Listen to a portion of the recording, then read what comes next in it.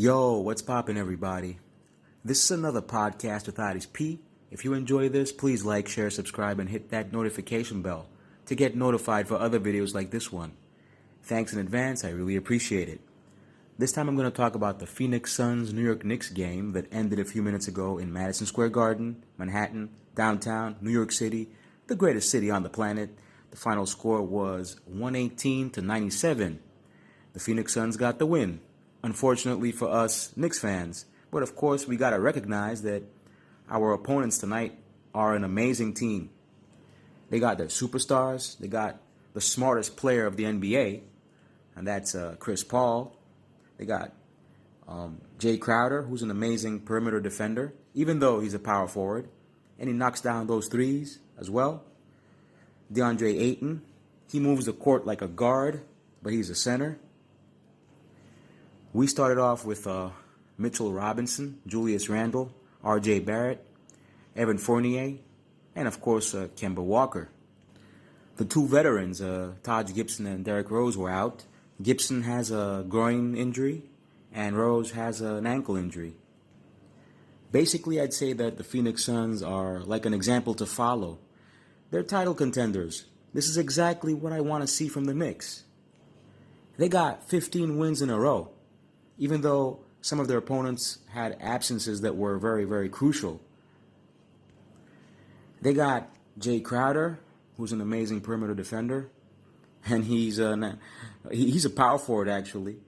DeAndre Ayton, he moves on the court like a guard, but he's a center. The Suns started off red hot, and the Knicks were trying to match him, but they never achieved that, of course. Robinson was shooting free throws horribly. Chris Paul wants a ring, and I think he deserves it because he had an amazing career.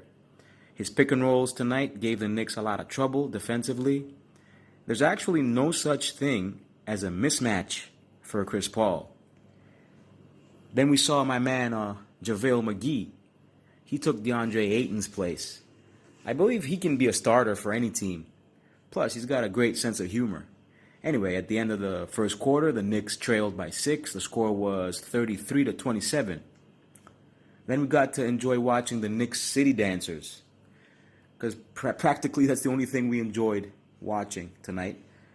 Both teams have strong second units, but the Suns have great starters, better than ours. Let's be real. Tom Thibodeau was furious after Grimes committed a turnover. Yeah, he changed colors there. Emmanuel quickly had a good night. He was trying hard to replace Derrick Rose. Okay, he's improving his game along with Obi Toppin.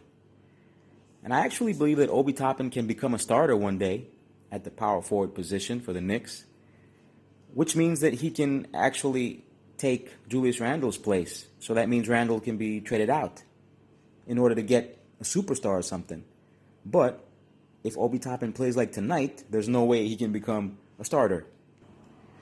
Of course, we all know that Coach Tibbs is great at what he does, but he's also set in his ways, if you know what I mean. Devin Booker said that Madison Square Garden is his favorite arena, kind of like Zion Williamson. What's new? It's all about the lights, baby. The Suns were constantly a step quicker than the Knicks. I mean, the way they attacked the rim, everything. At halftime, the score was 58-44. The Knicks were down by 14. Devin Booker had 22 points. Then, in the third quarter, all Chris Paul tried to do is set up other guys to score. What a maestro. What a floor general. I love how Devin Booker's old school. He's a 3-level scorer, I'd say. He can score from anywhere. Monty Williams, the coach of the Phoenix Suns, was drafted by the Knicks when he was a baller. So MSG is familiar to him. Obi Toppin, as I said earlier, struggled tonight. JaVale McGee is a perfect role player with 3 rings, and he's athletic for his size. At the end of the third quarter, the score was 88-71. The Suns were in the lead, of course, as they were all along. McGee even has asthma, but he's a fighter. Anyway, Kevin Knox made a rare appearance tonight, because before tonight, he had played for 7 minutes in 3 games. Quickly was very, very aggressive while marking Chris Paul. I got to hand it to him. But I'm going to say something that troubles me.